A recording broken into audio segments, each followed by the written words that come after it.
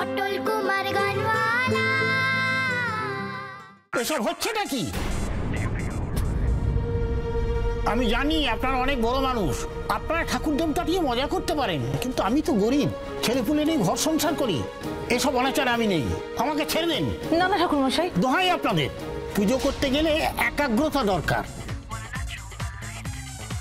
আমি বরং যাই।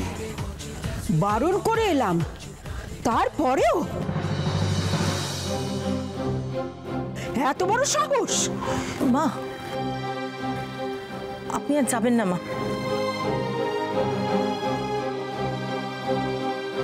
একবার তো বলে এলেন, কি লাভ হলো বলুন তো তাতে? আবার যাবেন, এক গাদা লোকের সামনে আপনাকে যা খুশি তাই বলবেন। শান্তি বাড়াবেন না মা। অশান্তির ভয়ই তো করছি বড় বৌমা। ও ঘরে গেলে অশান্তিটা একদিনের, আর যদি না যাই, যদি পুজোটা না হয়, তাহলে তো সারা জীবনের। মা আমি বলছি আপনাকে, পুজো হবে, নিশ্চয়ই হবে। আপনি দাঁড়ান দেখি।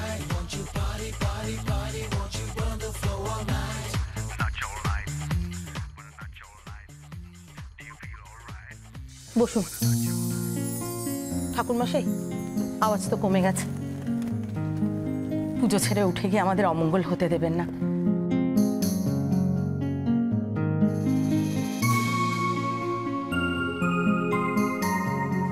আমার নেক্সট ফিল্ম এই মাসে রিলিজ করছে।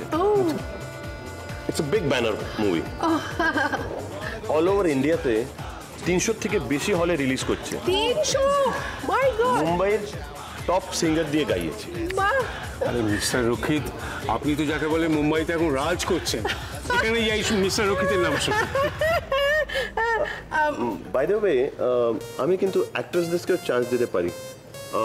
আপনাকে দেখতে অত সুন্দর, বলিউডে ট্রাই করবেন?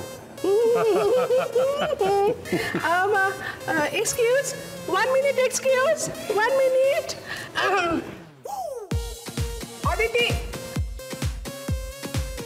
অদিতি, কি এখানে বসে বসে কি করছিস? আরে বাবা, তোর মাদারের ল যদি আবার গ্যাটম্যাট গ্যাট, তখন কি হবে?